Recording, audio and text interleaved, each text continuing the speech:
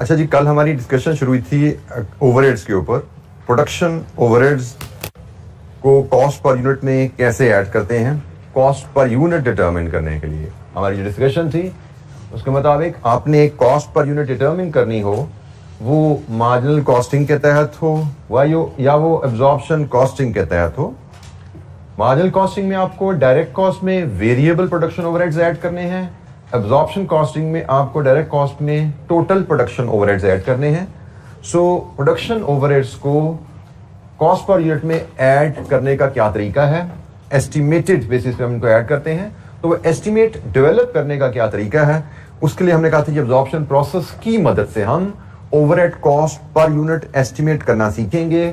वो variable overhead हैं या टोटल ओवरहेड हैं, एब्जॉर्प्शन प्रोसेस की मदद से हम overhead cost per unit calculate करना सीखेंगे। और एब्जॉर्प्शन कॉस्टिंग में मजीद हमने बात की थी कि ओवरहेड कॉस्ट पर यूनिट हमें साल के शुरू में पता लगे तो हमारी जरूरत अच्छे अंदाज में फुलफिल होगी, क्योंकि हमके साल के शुरू में प्राइसिंग सेट करनी है।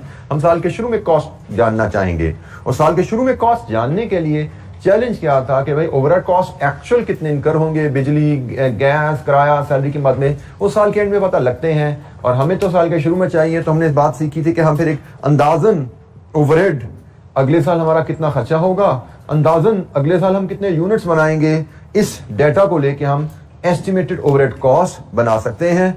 अगर एब्जॉर्प्शन कॉस्टिंग फॉलो कर रहे हैं तो हम यहां पे बजटेड टोटल प्रोडक्शन ओवरहेड ले लेंगे, और अगर हम मार्जिनल कॉस्टिंग फॉलो कर रहे हैं तो हम यहां पे बजटेड वेरिएबल प्रोडक्शन ओवरहेड ले लेंगे। ठीक है, वेरिएबल प्रोडक्शन ओवरहेड लोगे तो मार्जिनल कॉस्टिंग के तहत कॉस्ट पर यूनिट आ जाएगी, और अगर टोटल ओवरहेड लोगे तो एब्जॉर्प्शन कॉस्टिंग के तहत ओवरहेड कॉस्ट पर यूनिट हमें मिल जाएगी।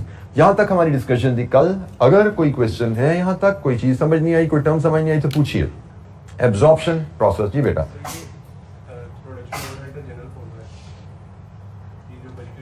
Overhead cost per unit estimate करने का फार्मूला है, बेसिक फार्मूला है।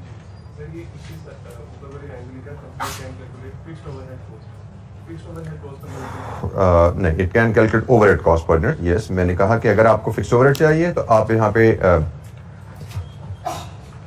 इसमें मैं थोड़ी सी मजीद क्लैरिटी इसको थोड़ा ऐड कर देता हूँ। चलिए आगे करके बाद फिलहाल आप इसको काट दीजिए। फिक्स्ड रहने दीजिए, overhead cost per unit can be estimated.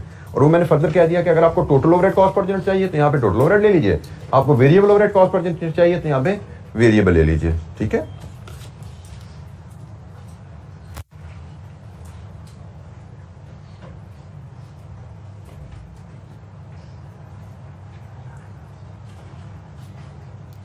Ji. Any question, कोई सवाल यहाँ पे जी? जी बेटा,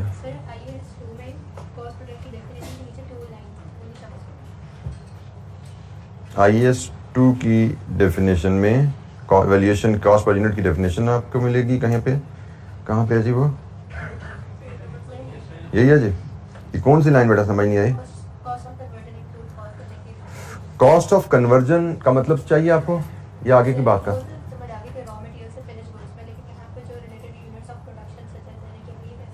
कॉस्ट ऑफ कन्वर्जन से मुराद होती है बाय एलिमेंट। अगर हम कॉस्ट को देखें तो material, labour and other expenses. तो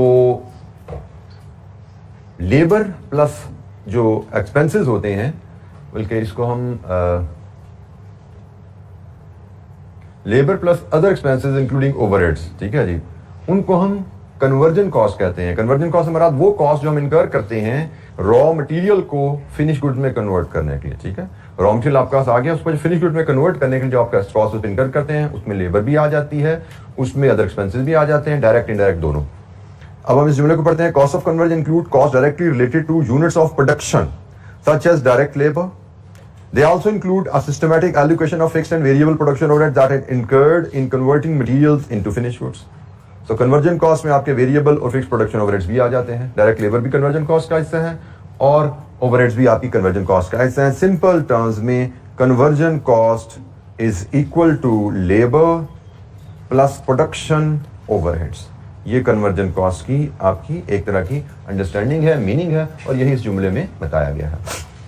conversion cost equal to labour cost, उसने डायरेक्ट लेबर लिख दिया, direct labour plus production overhead. Production overhead में सारे इनडायरेक्ट एक्सपेंसेस आ जाते हैं। रॉ मटेरियल को फिनिश गुड्स में कन्वर्ट करने के लिए जो खर्चा इनकर होता है उसको हम कन्वर्जन कॉस्ट कहते हैं जी। एनी अदर क्वेश्चन, कोई और सवाल? अच्छा, ये अपनी डिस्कशन को इस बेसिक अंडरस्टैंडिंग तक कल हम लेके आए थे, यहां से आगे लेके चलते हैं। ये फार्मूला तो बेसिक था, बट जिंदगी इतनी आसान होती नहीं है जितना इस फार्मूले में दिखी।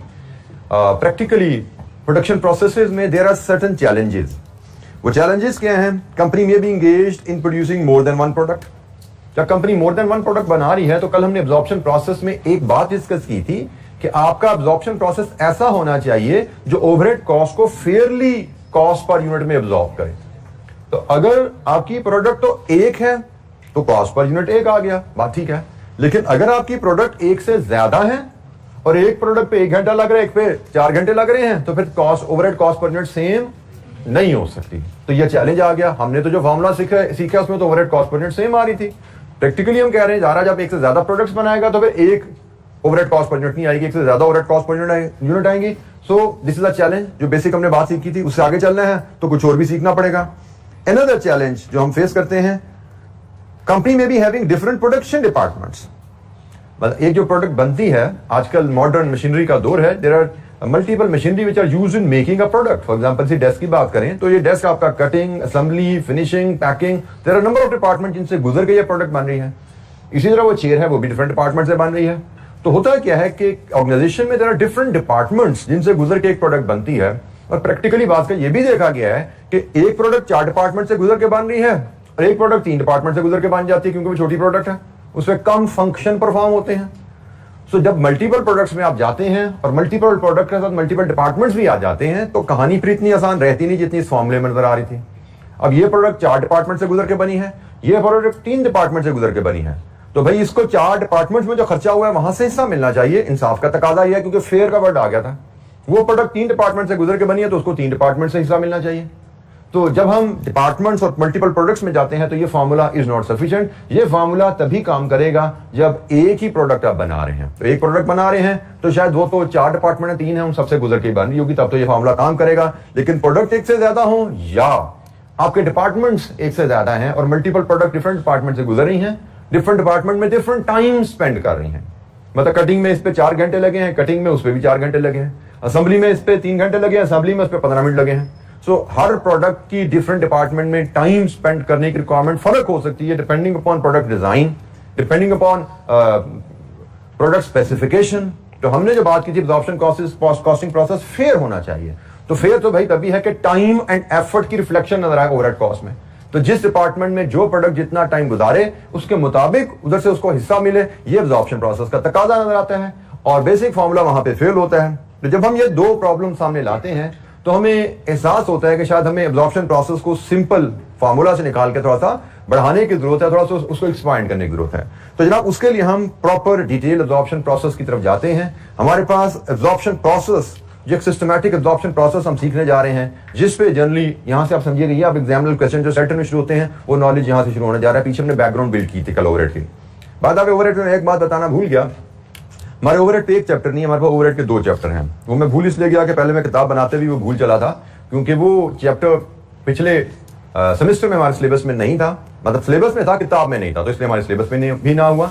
इस दफा ICAP ने किताब रिवाइज कर दी है, तो ये चैप्टर जो सिलेबस में पहले लिखा हुआ था किताब में नहीं था, ICAP ने सब किताब में भी डाल दिया। तो मैं अनफॉर्चुनेटली पहले किताब बनाते उसको भूल रहा था, लेटर स्टेज पे मुझे याद आई, तो जैसे मुझे याद है वो चैप्टर मैंने यहाँ पे इनकॉर्पोरेट किया। वो चैप्टर मैंने फिर यहाँ पे 16 नंबर पे डाल दिया है। तो बेसिकली 16 नंबर का जो चैप्टर है एक्टिविटी बेस्ड कॉस्टिंग, वो भी हमारा ओवरहेड के साथ ही पढ़ा जाएगा। आप उसको 16 नंबर की जगह आप उसको 2A कह सकते हैं। मेरी नजर में इसको आप 2A कह दें इसको, ठीक है, क्योंकि ओवरहेड की कंटिन्यूएशन है। तो हम इसके बाद 16 नंबर चैप्टर नहीं पढ़ेंगे, चैप्टर 2 पढ़े हैं। चैप्टर 2 के बाद हम एक्टिविटी बेस्ड कॉस्टिंग जो 16 नंबर पे आ रहा है वो भी पढ़ेंगे, क्योंकि वो भी ओवरहेड का ही ट्रीटमेंट का एक तरीका है।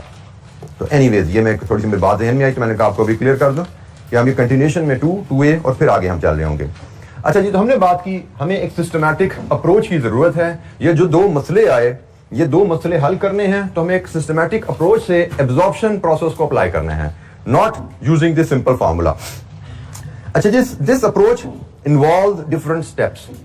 इस अप्रोच में there are different steps जिनको फॉलो करते हुए हम overhead cost per unit determine करते हैं। अल्टीमेट एम याद रखिए, ओवरहेड एब्जॉर्प्शन प्रोसेस का अल्टीमेट एम क्या है?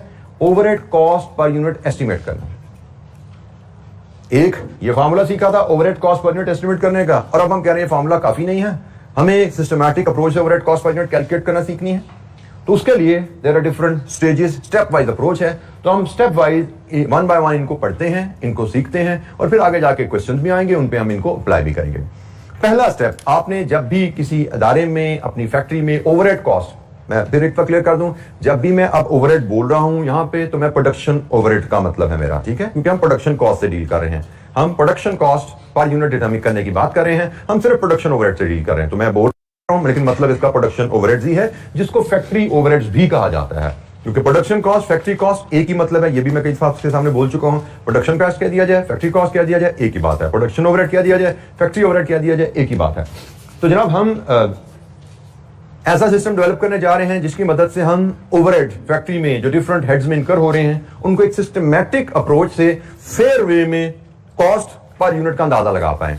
स्टेप नंबर 1, आप जब एब्जॉर्प्शन प्रोसेस की तरफ चलते हैं तो पहला स्टेप है आप आइडेंटिफाई करें cost centres in your factory, cost centres operating in your factory.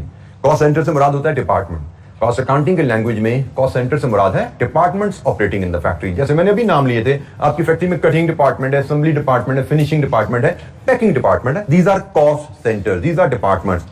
और इनको अगर हम एकेडमिकली डिफाइन करें कि कॉस्ट सेंटर को, हम डिपार्टमेंट को कॉस्ट सेंटर क्यों कहते हैं कॉस्ट अकाउंटिंग में, तो कॉस्ट अकाउंटिंग में कॉस्ट सेंटर से मुराद कोई भी ऐसी एक्टिविटी या कोई भी ऐसा ऑर्गेनाइजेशन का हिस्सा है, उसको हम कॉस्ट सेंटर कह सकते हैं, जिसके बारे में, जिसके मुतालिक सारी कॉस्ट इदारा इकट्ठी करना चाहता है। जैसे यहां पे कहा कि आप डिपार्टमेंट को कॉस्ट सेंटर बनाओ। जैसे मैं चलिए इस कॉलेज से आपको मिसाल देता हूं, ये आपको शायद ज्यादा बेहतर अंदाज में समझ आ जाए। Rise let's assume cost accounting follow करना चाहता है। अब राइज की मैनेजमेंट का टारगेट क्या है, उसके मुताबिक राइज कॉस्ट सेंटर डिसाइड करेगी। For example, cost centre could be any activity, it can be any process, it can be any department. यहां पे कॉस्ट सेंटर को हम डिपार्टमेंट का मीनिंग दे रहे हैं, बट कॉस्ट सेंटर डिपार्टमेंट से ज्यादा भी हो सकती है। फॉर एग्जांपल, राइज की में कॉस्ट अकाउंटिंग अगर राइज में अप्लाई होना चाहे तो राइज में set PRC one cost center, CAF another cost center और CFAP another cost center। इसका मतलब क्या है, PRC से रिलेटेड जितनी कॉस्ट है उनको एक अकाउंट में इकट्ठा कर लो, उनको इकट्ठा कर लो। तो अब कोई भी राइज में खर्चा होगा, राइज में 3 अकाउंट खुल गए, एक PRC का अकाउंट खुल गया, एक CAF का अकाउंट खुल गया कॉस्ट अकाउंट, और एक CFAP का अकाउंट खुल गया।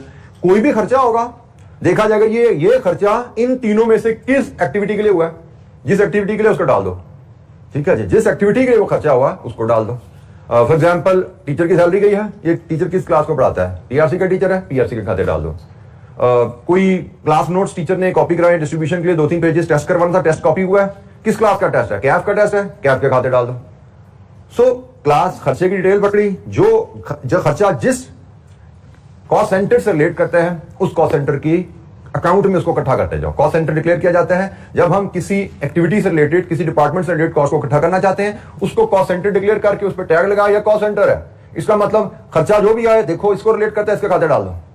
तो हम डिपार्टमेंट को कॉस्ट सेंटर कह रहे हैं। इसी तरह एक और तरीका भी हो सकता है कॉस्ट सेंटर बनाने का, राइज हो सकता है, नहीं कॉस्ट सेंटर मैंने PRC, CAF और CFAP वाइज नहीं बनाना, मैंने कॉस्ट सेंटर हर सब्जेक्ट वाइज बनाना है।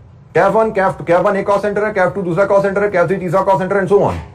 अब मतलब खर्चा आएगा तो जो खर्चा CAF 1 की क्लास से रिलेटेड है, CAF 1 का खाता खोलो, उसमें डालते जाओ। तो आप जिस डिपार्टमेंट को, जिस एक्टिविटी को कॉस्ट सेंटर डिक्लेयर कर देते हो, उसका एक अकाउंट खोल लेते हो अपने पास और उससे रिलेटेड सारे खर्चे वहां इकट्ठे करते जाओगे। This is the basic concept of cost centre. तो एब्जॉर्प्शन कॉस्टिंग में क्या है कि आप फैक्ट्री के जो डिपार्टमेंट्स हैं उनको कॉस्ट सेंटर बनाते हो। और कॉस्ट सेंटर बनाने का मकसद क्या है, आप चाहते हो अपनी फैक्ट्री की कॉस्ट को डिपार्टमेंट्स में तकसीम करना। आपकी फैक्ट्री में असेंबली है, कटिंग है, फिनिशिंग है, मेंटेनेंस है, आप चाहते हो फैक्ट्री में जो भी खर्चा हो मैं उनको इन कॉस्ट सेंटर्स में तकसीम करता जाऊं। तो कॉस्ट सेंटर डिक्लेयर करने का वजह, मकसद कि आप चाहते हैं कि अपनी तमाम फैक्ट्री की कॉस्ट को इन डिपार्टमेंट्स जिनको आपने कॉस्ट सेंटर का नाम दिया है उनमें तकसीम करना। तो तकसीम करना कॉस्ट को सबसे पहला स्टेप, भाई किन डिपार्टमेंट में तकसीम करना है, कितने डिपार्टमेंट है फैक्ट्री में जो काम कर रहे हैं वो आइडेंटिफाई करें। ये हम क्यों करने जा रहे हैं, एक दो स्टेप के आगे चल के मैं आपको एलैबोरेट कर दूंगा। फिलहाल पहला स्टेप, फैक्ट्री में डिपार्टमेंट्स आइडेंटिफाई करें और उनको कॉस्ट सेंटर का नाम दे दें। मकसद मैंने बता दिया क्या है कि फैक्ट्री में जितने भी खर्चे हैं उन खर्चों को डिपार्टमेंट में तकसीम करना है। जब आपने डिपार्टमेंट्स के नाम बता दिए जिनमें खर्चे तकसीम करने हैं, उसके बाद खर्चों की तकसीम शुरू होती है। जिसमें पहला स्टेप आता है एलोकेशन का। एलोकेशन से मुराद ली जाती है आइडेंटिफाइबल कॉस्ट को डिपार्टमेंट वाइज रिकॉर्ड करना। ओवरऑल तो अब्जॉर्प्शन प्रोसेस में हमने करना ही है कि डिपार्टमेंट वाइज तमाम कॉस्ट को रिकॉर्ड करने हैं। एलोकेशन की टर्म यूज की जाती है आइडेंटिफाइबल कॉस्ट के लिए। कुछ कॉस्ट फैक्ट्री में ऐसी इनकर होती हैं जो हर डिपार्टमेंट के साथ आइडेंटिफाइबल हैं। जैसे मैंने कहा, राइस की मिसाल दी थी आपको, भाई टीचर की सैलरी गई, पीआरसी का टीचर है तो भाई आइडेंटिफाइबल है ना कॉस्ट सेंटर के साथ। इसी तरह टीचर की सैलरी गई, सिर्फ कैफ का टीचर है तो आइडेंटिफाइबल है उसकी सैलरी कैफ के साथ। तो कुछ कॉस्ट होती हैं जो डिपार्टमेंट के साथ आइडेंटिफाइबल होती हैं, तो ऐसी कॉस्ट को भी हम डिपार्टमेंट वाइज रिकॉर्ड कर लेते हैं और आइडेंटिफाइबल कॉस्ट को डिपार्टमेंट वाइज रिकॉर्ड करने के स्टेप को हम एलोकेशन कहते हैं। ये हमारे पास कुछ बिजनेस एग्जांपल यहां पे गिवन है। फॉर एग्जांपल, आपने फैक्ट्री की कॉस्ट की लिस्ट उठाई, उसमें tea bags, biscuits, sugar, rice consumed आ रहा है। फैक्ट्री में ये खर्चा हुआ जनाब, तो आपको बड़ा आसानी से पता है ये तो यकीनन कैंटीन में चीजें कंज्यूम हुई हैं। कैंटीन आपकी फैक्ट्री का डिपार्टमेंट है, ये चीजें तो कैंटीन में इस्तेमाल होती हैं। फिर आपने फैक्ट्री की लिस्ट, खर्चों की लिस्ट देख रहे तो उसमें आपने देखा कॉर्ड बॉक्स और धागा, स्ट्रिंग आ रहा है। आपको पता है ये चीजें तो पैकिंग में इस्तेमाल होती हैं, हमारे पैकिंग डिपार्टमेंट का खर्चा है ये तो। फिर आपको इसी लिस्ट में, खर्चों की लिस्ट में नजर आया फोरमैन की सैलरी है, तो फोरमैन जो होता है वो रिपेयर एंड मेंटेनेंस का इंचार्ज होता है, तो आपको पता है ये तो हमारा रिपेयर डिपार्टमेंट है, उसका खर्चा है। तो अगर ये हमारे कॉस्ट सेंटर्स हैं, ये डिपार्टमेंट्स हैं, फैक्ट्री की लिस्ट स्टडी करेंगे और उस लिस्ट में जो खर्चे हम आसानी से बिल्कुल डायरेक्टली आइडेंटिफाई कर पा रहे हैं कि वो खर्चा किस डिपार्टमेंट का, उसको डिपार्टमेंट के खाते में डाल दो। तो ये है जी एलोकेशन, बड़ा सिंपल स्टेप है। आपको डिपार्टमेंट्स के नाम दिए जाएंगे सवाल में और आपको खर्चे मिक्सअप करके दे दिए जाएं, तो क्या आपको अपनी इस लिस्ट में से, खर्चों की लिस्ट में से आइडेंटिफाई करना कि ये खर्चे इस डिपार्टमेंट से रिलेट करते हैं, ये इससे रिलेट करते हैं, सो ऑन, कोई दिक्कत होगी? The answer is no. हमें यकीनन इस क्लैरिटी से चीजें दी जाती हैं कि हम कॉस्ट को डिपार्टमेंट से रिलेट कर पाते हैं। तो एलोकेशन वही कॉस्ट होती है जो सेपरेटली आइडेंटिफाइबल है। तो हमें इंफॉर्मेशन इस अंदाज में दी जाती है कि हमारे लिए कॉस्ट डिपार्टमेंट के साथ आइडेंटिफाइबल होती है कि भाई ये खर्चा इस डिपार्टमेंट का ही है यकीनन। अच्छा, इसके बाद नेक्स्ट स्टेप आता है, सारी कॉस्ट डिपार्टमेंट वाइज आइडेंटिफाइबल नहीं होती। There are certain joint cost, there are certain joint cost for different cost centre. For example factory rent, अब रेंट डिपार्टमेंट वाइज तो पे नहीं करते हम, रेंट तो फैक्ट्री का पे करते हैं। For example electricity, department wise bill तो नहीं आता, वो तो फैक्ट्री का बिल आता है। फॉर एग्जांपल इंश्योरेंस, इंश्योरेंस तो पूरी फैक्ट्री की मशीनरी की है, डिपार्टमेंट वाइज तो नहीं है। तो ये जो कॉस्ट थी डिपार्टमेंट वाइज आइडेंटिफाइबल थी कि भाई चाय कैंटीन में इस्तेमाल हुई, बिस्किट्स कैंटीन में इस्तेमाल हुए, कार्ड बॉक्स पैकेजिंग में इस्तेमाल हुआ, फोरमैन सैलरी, रिपेयर डिपार्टमेंट में काम करता है फोरमैन। लेकिन रेंट पे किया, इनमें से किसी एक डिपार्टमेंट का तो नहीं है। बिजली का बिल पे किया, किसी एक डिपार्टमेंट का तो नहीं है। आपने इंश्योरेंस पे की, किसी एक डिपार्टमेंट में प्लांट तो नहीं लगा होता, मशीनरी तो इधर भी लगी हुई है, इधर भी लगी हुई है, कैंटीन में भी कोई ना कोई कुकिंग रेंज वगैरह टाइप के, फ्रीजर टाइप की मशीनरी पड़ी होती है। तो ये जो खर्चे हमने लिखे हैं पॉइंट नंबर 3 में, ये तो है जनाब जॉइंट कॉस्ट। जॉइंट कॉस्ट को भी अब हमने डिपार्टमेंट में तकसीम करने हैं और जॉइंट कॉस्ट को तकसीम करने के लिए हम कोई these are distributed amongst the cost centers using an appropriate apportionment basis। Joint cost के लिए जो हम टर्म यूज करते हैं वो अपॉर्शनमेंट की यूज करते हैं। जॉइंट कॉस्ट को डिपार्टमेंट में तकसीम करना अपॉर्शनमेंट कहलाता है। आइडेंटिफाइबल कॉस्ट को डिपार्टमेंट में रिकॉर्ड करना एलोकेशन कहलाता है। जॉइंट कॉस्ट को डिपार्टमेंट में तकसीम करना अपॉर्शनमेंट कहलाता है। और अपॉर्शनमेंट के लिए हमें कोई बेसिस चाहिए होती है। अब जॉइंट कॉस्ट है, उसको हमने तकसीम करने हैं डिफरेंट डिपार्टमेंट में, वी नीड सम बेसिस। वो बेसिस भी जनरली हमें क्वेश्चन में दी जाती है। फॉर एग्जांपल, हमें सिर्फ पता होना चाहिए कि मुनासिब बेस कौन सी है। फॉर एग्जांपल, हमें rent as a joint cost question में दिया जाता है और रेंट के साथ हमें क्वेश्चन में बता दिया जाता है कि डिफरेंट डिपार्टमेंट्स ने अब पूरी बिल्डिंग में से कितने % एरिया ऑक्युपाई किया हुआ है। तो रेंट तो बिल्डिंग का है ना, तो अगर हमें रेंट के साथ डिपार्टमेंट वाइज एरिया ऑक्युपाइड मिल जाए तो हम बड़ी आसानी से, हमें लगता है कि ये बड़ी मुनासिब बेस है, एक फेयर बेस है कि आप रेंट को एरिया ऑक्युपाइड की बेस पे तकसीम कर दो डिपार्टमेंट में। So this is called apportionment. हमें बताया गया जी 10% एरिया यहां पे है, 40 इधर है, 50 इधर है, तो हम 10% रेंट इसको चार्ज करेंगे, 40% रेंट इधर चार्ज करेंगे, 50 इधर चार्ज करेंगे। ले जी, रेंट जो जॉइंट कॉस्ट है वो अपॉर्शन होगी, डिपार्टमेंट में तकसीम होगी। हमारा जो बेसिक कॉन्सेप्ट इस सिस्टमैटिक अप्रोच में क्या है, ओवरऑल जो मैंने प्रॉब्लम बताई उसके हिसाब से मैं आपको इसका हल बता दूं जो जिसकी तरफ हम चल रहे हैं। कॉन्सेप्ट यहां पे जो मैंने इशू रेज किया था क्या था, कभी मल्टीपल डिपार्टमेंट्स होते हैं, मल्टीपल प्रोडक्ट्स होती हैं, डिफरेंट प्रोडक्ट्स डिफरेंट डिपार्टमेंट में डिफरेंट टाइम स्पेंड कर रही होती हैं। ये प्रोडक्ट एक डिपार्टमेंट में 1 घंटा स्पेंड करती है, वो प्रोडक्ट उसी डिपार्टमेंट में 15 मिनट में काम हो जाता है उस पर। कॉन्सेप्ट इज कि भाई फेयर कॉस्ट चार्ज होनी चाहिए। जिस प्रोडक्ट पे जितना टाइम लगा है जिस डिपार्टमेंट में, उसके हिसाब से उस पर कॉस्ट जानी चाहिए। तो हम जा किस तरफ रहे हैं कि हम अपनी पूरी फैक्ट्री की कॉस्ट को डिपार्टमेंट्स में तकसीम कर दें और फिर हर कॉस्ट को फॉलो करें कि कौन सी कॉस्ट किस डिपार्टमेंट में कितना टाइम लगा रही है, जो कौन सी प्रोडक्ट किस डिपार्टमेंट में कितना टाइम लगा रही है। तो according to the time spent in each department, जब मेरे पास हर डिपार्टमेंट की कॉस्ट आ जाती है, फिर मैं देखूंगा भाई इस प्रोडक्ट पे किस डिपार्टमेंट ने, ए ने कितना काम किया, बी ने कितना किया, सी ने कितना काम किया, जितना टाइम लगा है उसके हिसाब से उस डिपार्टमेंट की कॉस्ट से हिस्सा दे देंगे इसको। हम इस प्रोडक्ट को देखेंगे, इस प्रोडक्ट पे ए बी सी में कितना टाइम लगा, तो जिस डिपार्टमेंट ने इस प्रोडक्ट पे जितना टाइम लगाया उसके हिसाब से उसको हिस्सा दे देंगे। फेयर डिस्ट्रीब्यूशन, हम तमाम फैक्ट्री की कॉस्ट को डिपार्टमेंट्स में तकसीम करने जा रहे हैं। फिर हम देखेंगे हर डिपार्टमेंट किस किस प्रोडक्ट पे काम कर रहा है, जो डिपार्टमेंट जिस जिस प्रोडक्ट पे जितना जितना टाइम लगा उस डिपार्टमेंट की कॉस्ट उन प्रोडक्ट्स में फेयरली तकसीम कर देंगे हम, क्योंकि हमने कहा absorption process has to be fair. तो ये फेयर बनाने के लिए हमने कॉस्ट सेंटर्स बनाए, पहले आइडेंटिफाई किए, फिर कॉस्ट की तकसीम करने के लिए हमने एलोकेशन की, हमने अपोर्शनमेंट का स्टेप देखा। ये जनाब हमारे पास कुछ एग्जांपल्स है अपोर्शनमेंट की। जॉइंट कॉस्ट अगर रेंट्स है, उसकी अपोर्शनमेंट के लिए मुनासिब बेस जो होती है वो एरिया ऑक्युपाइड होती है। प्लांट या इक्विपमेंट की इंश्योरेंस है, इसकी मुनासिब बेस, इंश्योरेंस नॉर्मली पे की जाती है कॉस्ट या वैल्यू ऑफ प्लांट के ऊपर। तो इसकी मुनासिब बेस, अगर हमें प्लांट वाइज कितनी वैल्यू की मशीनरी इंस्टॉल्ड है वो मिल जाए, तो हम इंश्योरेंस को कॉस्ट या वैल्यू की बेसिस पे हर डिपार्टमेंट में कितनी वैल्यू का प्लांट है उसके हिसाब से इंश्योरेंस कॉस्ट को उस रेशियो में तकसीम कर सकते हैं। इंप्लॉई इंश्योरेंस भी एक कॉस्ट है, वो भी जॉइंट कॉस्ट है, क्योंकि एम्प्लॉय तो पूरी कंपनी के काम कर रहे होते हैं और एक बिल आता है एम्प्लॉय इंश्योरेंस का, उसको तकसीम करने का तरीका, number of employees in each department, this could be a fair basis कि भाई जिस डिपार्टमेंट में जितने एम्प्लॉइज हैं उस रेशो में एम्प्लॉई इंश्योरेंस कॉस्ट को आप तकसीम कर सकते हैं डिपार्टमेंट में। तो हमने कॉस्ट सेंटर्स आइडेंटिफाई किए, स्टेप नंबर 1 डिपार्टमेंट्स आइडेंटिफाई किए। मकसद क्या है, फैक्ट्री कॉस्ट को डिपार्टमेंट में तकसीम करना। तो उस तकसीम के लिए पहले डिपार्टमेंट्स मिले, फिर हमने एलोकेशन की, मतलब जो कॉस्ट सेपरेटली आइडेंटिफाइबल है उसको तो आसानी से तकसीम कर दो। फिर हमने अपोर्शनमेंट की बात की, कुछ कॉस्ट होंगी जो ज्वाइंट कॉस्ट होंगी, उनको हम किसी फेयर बेसिस पे तकसीम करेंगे। अभी आगे भी स्टेप्स हैं उन पर भी बात करेंगे, लेकिन यहां तक कोई सवाल? जी बेटा।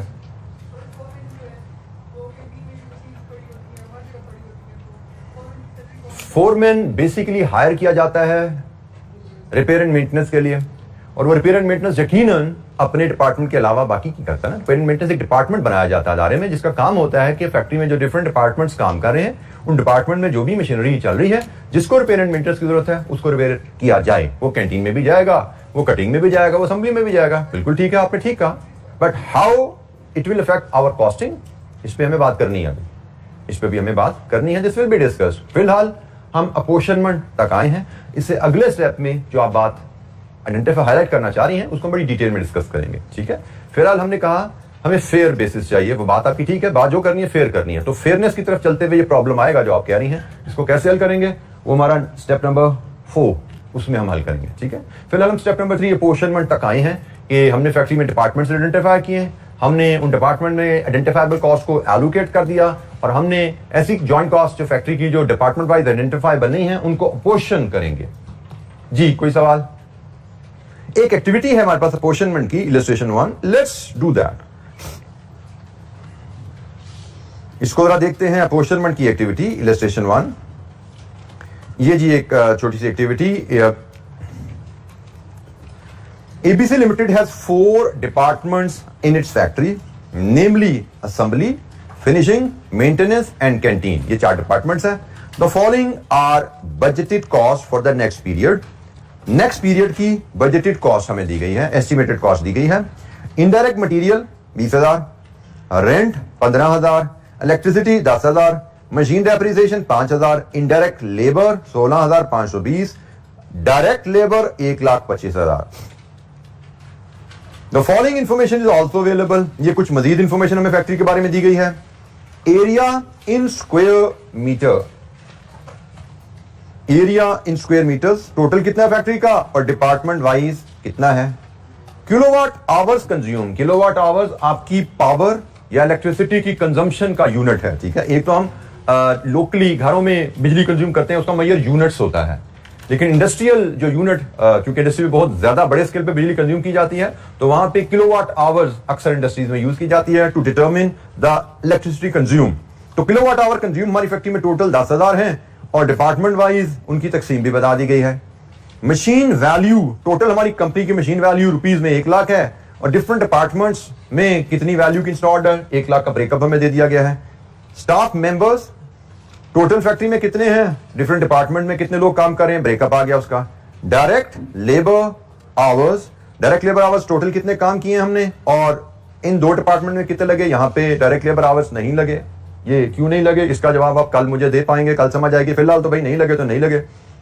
इनडायरेक्ट मटेरियल बजट रुपीज में, टोटल बजट 20,000 का है, डिपार्टमेंट वाइज कितना कितना लगना है हमें पता है। इनडायरेक्ट लेबर टोटल बजट 16,520 का है, डिपार्टमेंट वाइज कितना कितना लगना है ये भी हमने अंदाजा लगा रखा है। तो ये जनाब हमारी अदर इंफॉर्मेशन है। रिक्वायरमेंट पढ़िए।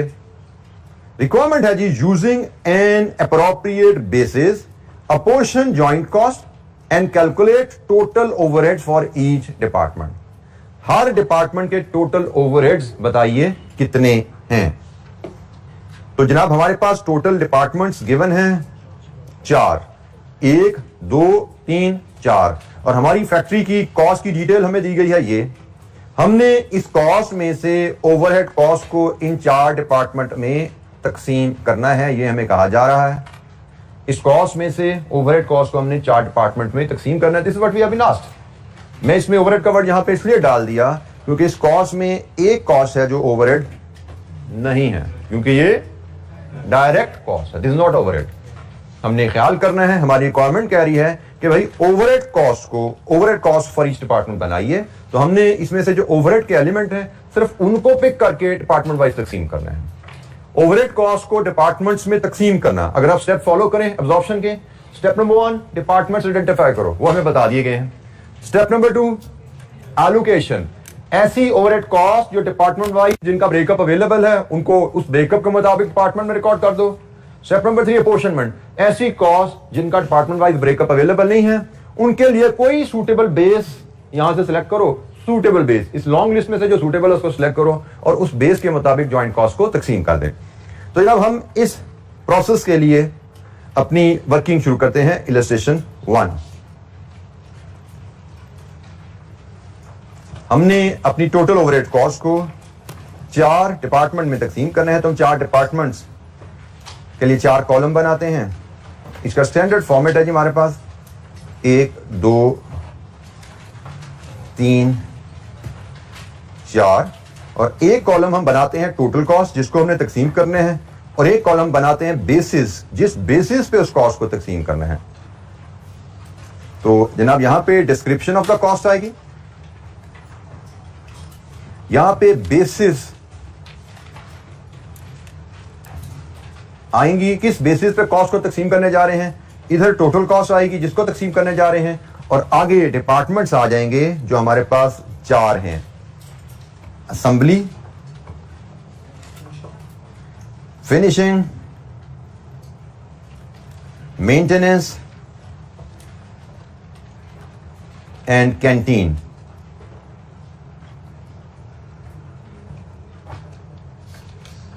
हमने ओवरहेड कॉस्ट की डिस्क्रिप्शन लेनी है, फिर हमने बेसिस आइडेंटिफाई करनी है जिसके ऊपर हमने टोटल कॉस्ट को इन डिपार्टमेंट में तकसीम करना है। तो हमारी पहली कॉस्ट जो हमारी लिस्ट में आ रही है that is indirect material. Indirect material जिसकी टोटल कॉस्ट है जी 20,000। 20,000 टोटल कॉस्ट है जी इसकी। इसको हमने 4 डिपार्टमेंट में तकसीम करने हैं। अब किस बेसिस पे तकसीम करें, हमें ये जो कॉस्ट दी गई है इसके बारे में बताया गया है। ये हमारी सारी बजटेड कॉस्ट है। बजटेड मतलब एस्टिमेटेड कॉस्ट है। हम फिलहाल इस कॉस्ट को डील करने जा रहे हैं इनडायरेक्ट लेबर। हमें इसको डिपार्टमेंट में तकसीम करने के लिए कोई इंफॉर्मेशन चाहिए, सूटेबल इंफॉर्मेशन चाहिए। हम जब इस टेबल पे आते हैं तो हमें इनडायरेक्ट मटेरियल के बारे में बजटेड कॉस्ट 20,000 का डिपार्टमेंट वाइज ब्रेकअप अवेलेबल है। इसका मतलब this cost is department wise easily identifiable, already department wise तकसीम हुई हुई है। तो इसका मतलब हम जो cost already department wise identifiable है उसके साथ क्या सलूक करते हैं, क्या टर्म यूज करते हैं? एलोकेशन। हम कहते हैं भाई इसको हम एलोकेशन कर रहे हैं इस कॉस्ट की, क्योंकि हमें इस कॉस्ट का डिपार्टमेंट वाइज ब्रेकअप अवेलेबल है। कैसे अवेलेबल है वो हमारा मसला फिलहाल नहीं है, हमें प्रोवाइड कर दिया गया है, तो हम इस कॉस्ट को डिपार्टमेंट वाइज तकसीम कर सकते हैं on the basis of breakup available. हमें इस कॉस्ट का department wise breakup readily available है। लीजिए जी, पहली कॉस्ट वो सेपरेटली आइडेंटिफाइबल थी, हमने इसकी एलोकेशन कर दी। दूसरी कॉस्ट हमारी है जी रेंट, जिसकी टोटल वैल्यू है 15,000। अब ये अपेरेंटली हमें पता है this is a joint cost, rent तो फैक्ट्री की जॉइंट कॉस्ट होती है। इसके लिए हमें इस लिस्ट में से कोई फेयर बेसिस सेलेक्ट करनी है, और रेंट की हमें फेयर बेसिस नजर आ रही है एरिया। हमें फैक्ट्री का टोटल एरिया पता है, हमें डिपार्टमेंट वाइज एरिया पता है, तो हमने रेंट की टोटल कॉस्ट को इस एरिया की रेशियो में तकसीम करना है। कॉस्ट अकाउंटिंग में, मैनेजमेंट अकाउंटिंग में अगर आपको अंडरलाइन कॉन्सेप्ट पता है तो उसकी कैलकुलेशन को प्रेजेंट करने के मल्टीपल वेज हो सकते हैं।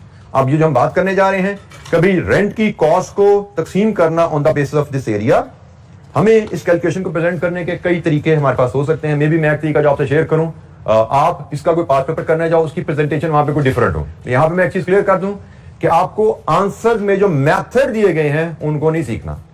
मेथड जो आपने क्लास में सीख लिया उसी को प्रैक्टिस करते चलो। As long as your answers, your values are matching with the examiner's answer, you don't have to learn the way in which examiner has calculated the value. आपको वैल्यूज कैलकुलेट करनी आ रही हैं, अपने मेथड से ठीक calculate कर लो, कोई परेशानी नहीं है। लेकिन प्रॉब्लम क्या होती है कि जब हम एक मेथड मैंने आपको सिखाया, देयर इज अ पॉसिबिलिटी वही काम करने का एक और मेथड आप आईकैप की टेक्स्ट बुक पढ़ो, उसमें नजर आए वो डिफरेंट हो मुझसे, and there is every possibility ICAP का सॉल्यूशन देखो, वहां पे एक तीसरा मेथड की बनूं। तो जब आप खुद एक मेथड सीख के उसको अप्लाई नहीं कर रहे, हर मेथड को जवाब से पढ़ रहे हो, तो यू मे थिंक कि शायद ये 3 डिफरेंट सवाल हैं, शायद ये 3 डिफरेंट तरीके हैं, विदाउट रजिस्टरिंग द डिफरेंस कि डिफरेंस कोई भी नहीं है। आप उनको 3 डिफरेंट मेथड समझ सकते हो अगर आप दिमाग अप्लाई नहीं कर रहे। और एग्जाम में यू मे गेट कंफ्यूज, सवाल आया समझ यानी कौन सा मेथड लगेगा, जो सर ने क्लास में सिखाया था या जो किताब में था या जो सोल्यूशन में था। आप स्टक हो जाते, जो मैं कहता हूं समझ नहीं आती शुरू कहां से करना है, इधर फंस जाता है बच्चा। और ये क्यों फंस रहा है? क्योंकि खुद सोच के शुरू करने की आदत नहीं है। हमेशा सवाल पढ़ा हुआ है, जवाब पढ़ा हुआ है, और जवाब तो इस तरह के सवाल के तो 3 तरह के जवाब मैंने पढ़े हैं। अब यहां पे मैं क्या लिखूं, फंस गया। तो इसलिए मैं कहता हूं कि सोल्यूशन नहीं देखना, आपको एक तरीका सिखा दिया गया, उस तरीके को सीखो, जिस सवाल से, जिस इलस्ट्रेशन से सिखाया गया उस इलस्ट्रेशन से उसको रिवाइज करो, और जब भी नया क्वेश्चन उस एरिया पे आए अपने मेथड के मुताबिक उसको सॉल्व करो, जो मेथड सीखा हुआ है। उसका सोल्यूशन देख के सोल्यूशन के मेथड को फॉलो करने की कोशिश ना करो, ठीक है। तो जनाब मैं एक मेथड आपसे शेयर कर रहा हूं। जैसे हमने यहां पे बेस डिसाइड की कि भाई इसकी बेस है एरिया, रेंट को हम तकसीम करेंगे एरिया की बेसिस पे, which is measured as square metre, जो स्क्वायर मीटर में मेजर किया जा रहा है। अच्छा जी, इसके लिए हम एक वर्किंग परफॉर्म करेंगे। अब ये वर्किंग करने के कई तरीके हो सकते हैं, फिलहाल मैं एक तरीका जो आपसे शेयर करता हूं। रेंट को हमने एरिया की बेसिस पे तकसीम करना है, इसको हम कहते हैं जी पहले स्टेप में आप रेंट पर स्क्वायर मीटर कैलकुलेट कर लो, जिसका तरीका है total rent divide by total area. हमारी कंपनी का टोटल रेंट कितना है, उसका टोटल एरिया कितना है, तो पुटिंग इन द वैल्यूज हमारी फैक्ट्री का टोटल रेंट है जी 15,000 और हमारी फैक्ट्री का टोटल एरिया है 4,000 स्क्वायर मीटर, तो हमारा रेंट क्या आया 3.75 पर स्क्वायर मीटर। जब आपका रेंट पर स्क्वायर मीटर आ जाए, अब जिस डिपार्टमेंट का जितना स्क्वायर मीटर एरिया है उसके हिसाब से उसको किराया चार्ज कर दो। जैसे हमारे पास पहला डिपार्टमेंट है असेंबली, असेंबली का एरिया है 1000 स्क्वायर मीटर, इसको 3.75 अप्लाई करो, इसका रेंट बन जाएगा 3750। दूसरा डिपार्टमेंट हमारा है फिनिशिंग, इसका एरिया है 2000 स्क्वायर मीटर, इसको भी 3.75 पर स्क्वायर मीटर के हिसाब से रेंट चार्ज करो, 7500 बन गया। तीसरा डिपार्टमेंट है मेंटेनेंस, इसका एरिया है 500 स्क्वायर मीटर इंटू 3.75, ये बना जी ₹1875। और आखिरी डिपार्टमेंट है जी कैंटीन, इसका एरिया भी 500 है, इसको भी यही चार्ज होगा, इसका टोटल भी ₹1875 ही बनेगा। तो ये जनाब आपने टोटल फैक्ट्री का जो 15,000 रेंट था, जो कि जॉइंट कॉस्ट थी, आपने उसको डिपार्टमेंट्स में तकसीम कर दिया यूजिंग फेयर बेसिस। बेसिस आपको क्वेश्चन में डिफरेंट बेसिस अवेलेबल थी, आपने इन बेसिस को रिव्यू किया और आपको लगा रेंट को तकसीम करने के लिए ये एक फेयर बेस है, तो इस फेयर बेस को लेके आपने रेंट को डिपार्टमेंट में तकसीम किया। जैसे मैंने कहा, ये प्रेजेंटेशन का एक तरीका है, इसके अलावा कई प्रेजेंटेशन का तरीके होंगे, लेकिन जो तरीका सही है, हर सही तरीके से जवाब यही आने वाला है। ये भी अक्सर बच्चे पूछते हैं, जी मैंने सही ये दूसरा तरीका लगाया, इससे मेरा जवाब ये आ रहा है, डिफरेंट आ रहा है। तो भाई दूसरा तरीके से अगर जवाब डिफरेंट आ रहा है तो वो तरीका ठीक नहीं है। सही तरीके एक हैं, दो हैं, तीन हैं, हर सही तरीके का आंसर सेम आता है। There will be only one exception. हमारी स्टडीज में कैफ 3 की स्टडी में एक एक्सेप्शन आएगी शायद, तो मैं आगे चल के कहीं बताऊंगा, जहां पे तरीके भी एक से ज्यादा हैं और आंसर भी एक से ज्यादा हो जाते हैं, और वो दोनों डिफरेंट आंसर, दोनों तरीके ठीक होते हैं। वैल्यू ए निकाल दो आंसर या वैल्यू बी निकाल दो, दोनों ठीक है। सीखेंगे हम आप एक ही तरीका, लेकिन मैं आपको बता दूंगा एक दूसरा तरीका भी होता है, कभी सामने आ जाए तो परेशान ना होना, ठीक है। हम एक ही तरीका सीखेंगे वहां पे भी जाके, क्योंकि एक ही तरीका काफी हमारे लिए सही जवाब निकालने के लिए। एनीवे जी, कोई सवाल जी? जी फेयर बेसिस, बेटा फेयर, इसके अलावा आप क्या ले सकते थे? किराए को तकसीम करना है आपने। क्या किराए को आप किलोवाट आवर की बेसिस पे तकसीम कर सकते हैं? क्या वो फेयर होगा? क्या किराए को मशीन वैल्यू की बेसिस पे तकसीम कर सकते हैं? क्या किराए को आप staff members in each department की बेसिस पे तकसीम करेंगे? जो वर्ड जो है फेयर, भाई इसमें से मुनासिब क्या है? भाई किराया तो बिल्डिंग का है, बिल्डिंग का एरिया, तो बेटा फेयर का मतलब यही है। शायद जजमेंट का वर्ड फिर मैं भूल रहा था। यस, फेयरली जजमेंट है but it should be fair. Judgement है बट फेयर जजमेंट होनी चाहिए, ठीक है जी। एनी क्वेश्चन, कोई और सवाल? अच्छा जी, हम अगली कॉस्ट की, पहले इसको फीड कर दें जी। ये हमने 15,000 को तकसीम किया 3750, 7500, 1875, 1875। नेक्स्ट कॉस्ट हमारी है जी लिस्ट में इलेक्ट्रिसिटी। इलेक्ट्रिसिटी की बेस हम जाते हैं तो हमें जो नजर आ रही है वो है kilowatt hours consume, kilowatt hours consume, ठीक है जी। और टोटल कॉस्ट इस हेड में हमारे पास है जी 10,000। इसके लिए जब मैं वर्किंग 2 बनाने चाहता हूं तो इसमें पहले स्टेप में मैं electricity cost per kilowatt hours calculate करूंगा। Electricity cost per kilowatt hour मैं कैलकुलेट करूंगा और वो आएगी जी total electricity cost rupees 10,000 over total kilowatt hours. कितने हैं जी टोटल किलोवाट आवर्स? वो भी 10,000 ही हैं। अब यहां पे एक चीज नोट कीजिए, हमारा रेट आया ₹1 पर किलोवाट आवर, ₹1 पर किलोवाट आवर। अब जब रेट ₹1 किलोवाट आवर आ गया, इसके मतलब जितने किलोवाट आवर्स हैं उतने ही रुपीस कॉस्ट है। तो मुझे अब ये स्टेप करने की यहां पे शायद जरूरत नहीं है। We have to be smart and efficient. जब ये सिंपल है तो इसके बाद मैं सिंपली जितने किलोवाट आवर उतने रुपीस मैं यहां फीड कर दूंगा। मुझे डिटेल में मल्टीप्लाई करके दिखाने की कोई यहां जरूरत नहीं है। तो ये जनाब 2750, 4500, 1975 एंड 775। ये जी इलेक्ट्रिसिटी कॉस्ट भी तकसीम होगी डिपार्टमेंट्स में। इसके बाद है जी मशीन डेप्रिसिएशन। अगेन बेसिस पे जाइए। डेप्रिसिएशन कैलकुलेट कैसे होती है, याद है जी कुछ? कॉस्ट ऑफ द मशीन पे अगर आप स्ट्रेट लाइन को फॉलो कर रहे हो, और book value of the machine पे अगर आप रिड्यूसिंग बैलेंस मेथड फॉलो कर रहे हो, you apply depreciation rate to cost या बुक वैल्यू। इस तरह कैलकुलेट होती है ना। तो हम इन बेसिस को रिव्यू करते हैं तो हमें फेयर बेसिस कौन सी नजर आ रही है जी? Machine value. हमें टोटल मशीन वैल्यू अवेलेबल है और डिपार्टमेंट वाइज भी मशीन वैल्यू अवेलेबल है। अच्छा, यहां पे एक तवज्जो कीजिएगा, हमने अभी तक जो तरीका सीखा है, हमने कहा जी हमारी बेसिस है मशीन वैल्यू और हम इसके लिए से वर्किंग 3 बनाते हैं। वर्किंग 3 में हम पहले डेप्रिसिएशन का रेट डिटरमिन करेंगे और रेट डिटरमिन करने का तरीका हमने क्या सीखा? जैसे ऊपर हमने इलेक्ट्रिसिटी का रेट निकाला था, जैसे हमने यहां पे रेंट का रेट निकाला था, और वो तरीका क्या है? Total depreciation divided with total value.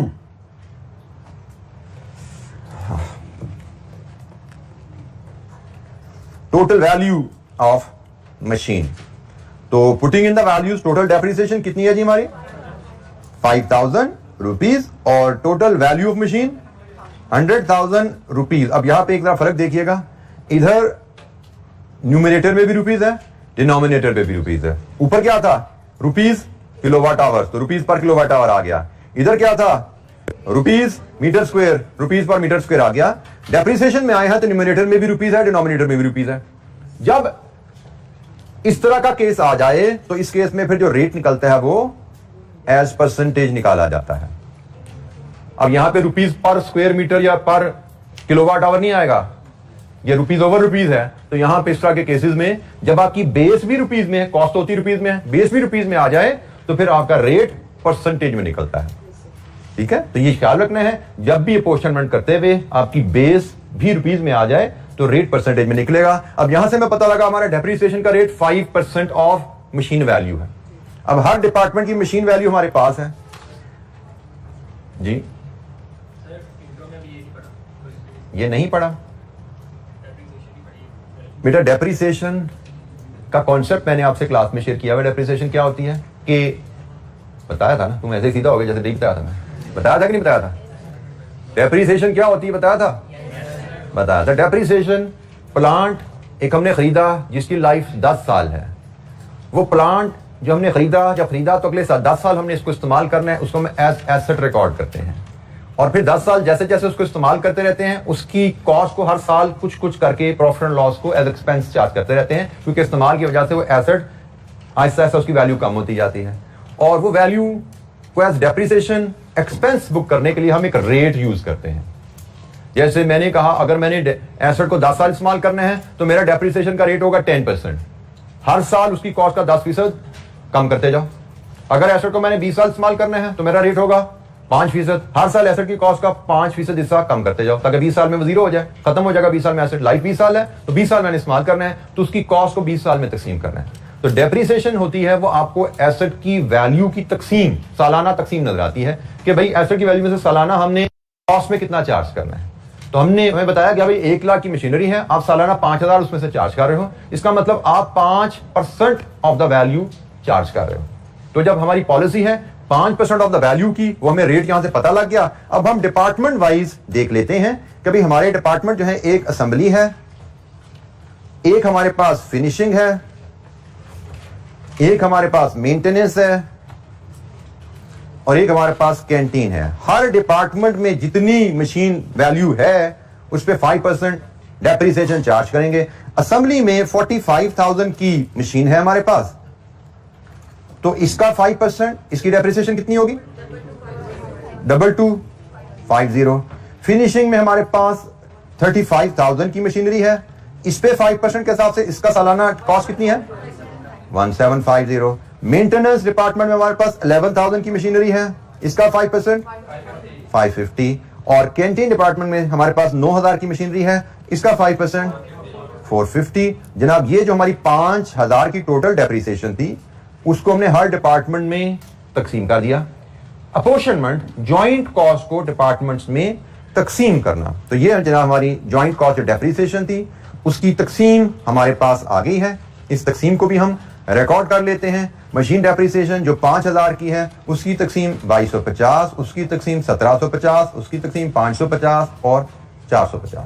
ये जो हमारी डेप्रिसिएशन कॉस्ट भी तकसीम होगी, अपोर्शन होगी।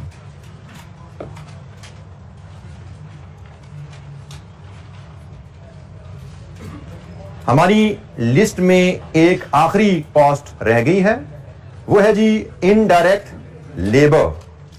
Indirect labour 16,520। इसको जब हम यहां पे आते हैं तो ये तो ऑलरेडी इसका डिपार्टमेंट वाइज ब्रेकअप हमें गिवन है, इसका मतलब ये एलोकेशन होने जा रही है। तो जनाब आखिरी कॉस्ट हमारी इनडायरेक्ट लेबर, इसकी हम करेंगे एलोकेशन। मतलब हमें जो टोटल कॉस्ट 16,520 रुपए है, इसका ब्रेकअप हमें ऑलरेडी क्वेश्चन में गिवन है। 1600, 222, 11,200 एंड 1,500। लीजिए जी, हमने तमाम ओवरहेड कॉस्ट को डिपार्टमेंट वाइज तकसीम कर दिया। हमसे यही मांगा गया था कि भाई overhead department wise total overhead बताइए। अब हमें सिर्फ सम करना है कि हमारी फैक्ट्री के टोटल ओवरहेड ये हैं, इसमें से असेंबली को इतने जाएंगे, फिनिशिंग का हिस्सा इतने हैं, मेंटेनेंस का हिस्सा ये है, कैंटीन का हिस्सा ये है। We just have to do the total and we are done with this illustration. Illustration 1 हमने की, बिल्कुल सेम पैटर्न पे इलस्ट्रेशन 2 भी है। That is your home assignment. Illustration 2 आपकी होम असाइनमेंट है, रिपीट एक्टिविटी है। आगे चल के मजीद हमने काफी काम करना है, तो ये बेसिक एक्टिविटी, इसी की रिपीट एक्टिविटी आप कीजिएगा। तो कल हम मजीद आगे जो स्टेप नंबर 4 है वो करेंगे, स्टेप नंबर 5 है उस पर बात करते जाएंगे कल परसों ऑनवर्ड, और साथ साथ ये चीजें रिवाइज होंगी आगे इलस्ट्रेशन में, सवालों में मेरे साथ भी आप ये चीजें कर रहे होंगे। बट फिलहाल I want to do a revision. पहले इलस्ट्रेशन 1 को रिवाइज कीजिएगा, फिर इलस्ट्रेशन 2 एज असाइनमेंट परफॉर्म कीजिएगा। ठीक है जी, थैंक यू वेरी मच, अस्सलाम वालेकुम।